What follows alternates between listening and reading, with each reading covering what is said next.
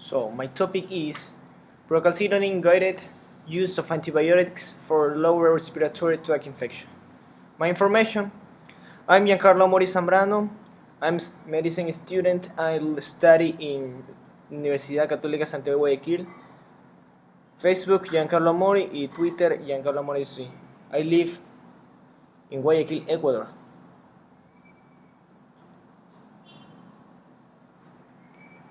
The definition of my topic: the procalcitonin antibiotic consensus trial, Pro-ACT, a patient-level 1-to-1 randomized trial in 14 hospitals in the United States.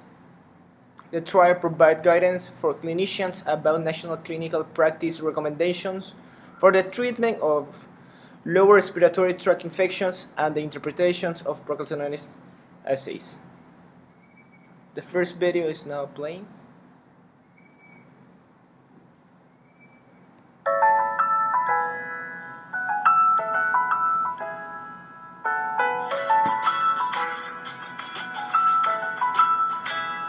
Hello, I'm Malika van der Velde. I'm coming from the Netherlands and I'm working in the Netherlands as a scientist doing research in primary care. There are various circumstances where it is really needed and appropriate to use antibiotics, but that's a decision that has to be made by a physician. And the physician will use various criteria for his decision, risk factors for a complicated course of disease, comorbidity of the patient, and various symptoms indicative for serious illness.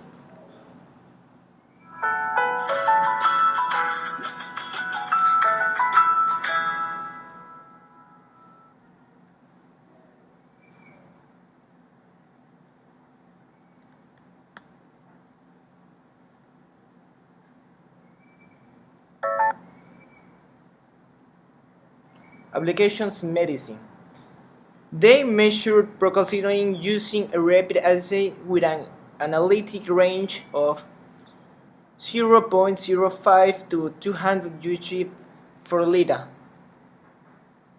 It was obtained blood samples for procalcitonin measurement in the emergency department, and if the patient was hospitalized 6 to 24 hours later, and on days 3, 5, and 7 if the patient was still in the hospital and receiving antibiotics.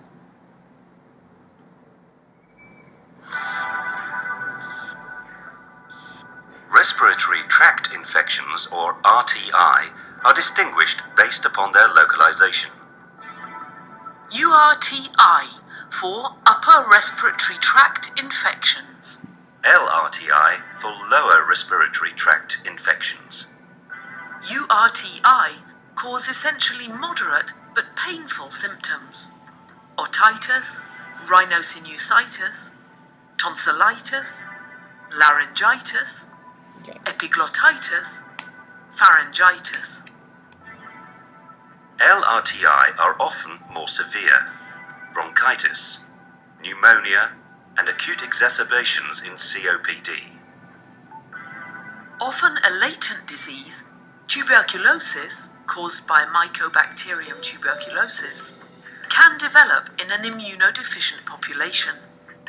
People with tuberculosis are often at risk of developing further LRTI. Let's continue. Pros and cons. The pros: patients with lower procalcitonin levels also had fewer clinical features of infections. And in that context, procalcitonin probably provide a modest amount of additional information to guide decisions.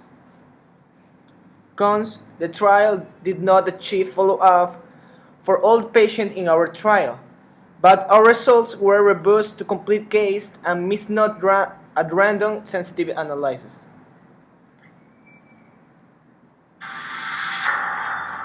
Roche Diagnostics, a leader in vitro diagnostic testing, is bringing the first fully integrated procalcitonin test to the U.S. market, the Alexis Brahms PCT test. In as little as 18 minutes, the test will measure the blood level of procalcitonin. Why is this important? Often, measuring organ failure using lactate levels is used to identify sepsis. However, lactate would not appear until the later stages of sepsis and will not indicate the underlying bacterial cause of infection. Bacteria is the major cause of the systemic infection in sepsis patients. As the bacterial infection continues to spread in the body, procalcitonin levels will rise, confirming the bacterial source of the infection. Measuring procalcitonin on the first day of admission will provide insight into the risk of progression through the stages of sepsis. In addition, to gain insight into the mortality risk of the patient, you can compare the levels of procalcitonin from the first day test to a test on the 4th day of their hospitalization. The comparison can indicate the effectiveness of sepsis management and help guide any necessary changes in patient management. What does this look like? For example, Mrs. Jones is admitted with suspected sepsis, and the first PCT test is administered. PCT levels will confirm a bacterial infection and give the physician early and reliable information to better understand the patient's sepsis state and effectively manage the infection with an appropriate treatment protocol. As the patient receives continued care in the hospital, it is recommended that a second test be administered on day 4 to assess their mortality risk and make appropriate clinical decisions. For example, if the day 0 level was 10 and the day 4 is 1, that is a 90% decline of procalcitonin levels over 4 days. This decline is indicative of significantly reduced mortality risk, providing the healthcare professional with the confidence to guide any changes to the patient's treatment.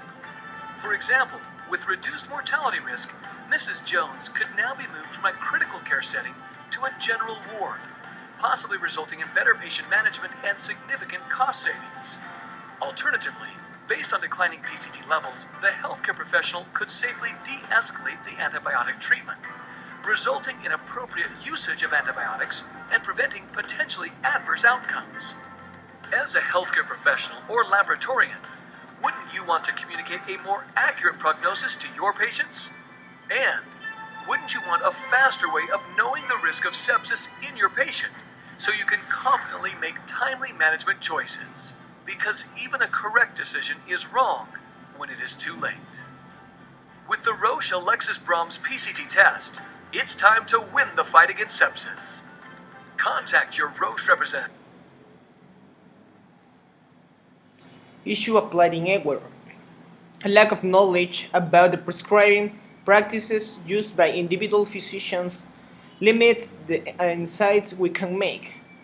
The potential effect of emerging technology that may improve the rapid identification of infectious agents. Technology that was unavailable during the course of this trial.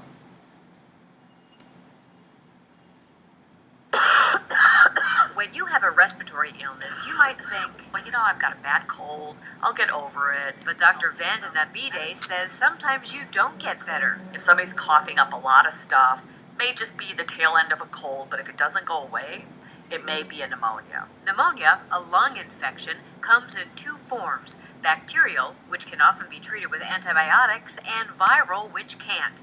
It's tough to tell the difference.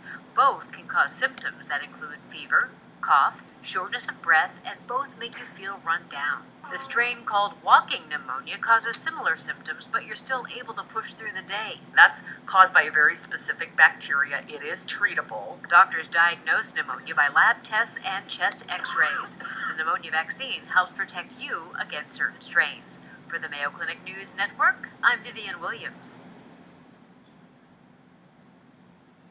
And the conclusion. The provision of procalcitonin assays results, along with instructions of their interpretation, to emergency department and hospital-based clinicians did not result in less use of antibiotics than the usual care among patients with suspect lower respiratory tract infection. Thank you.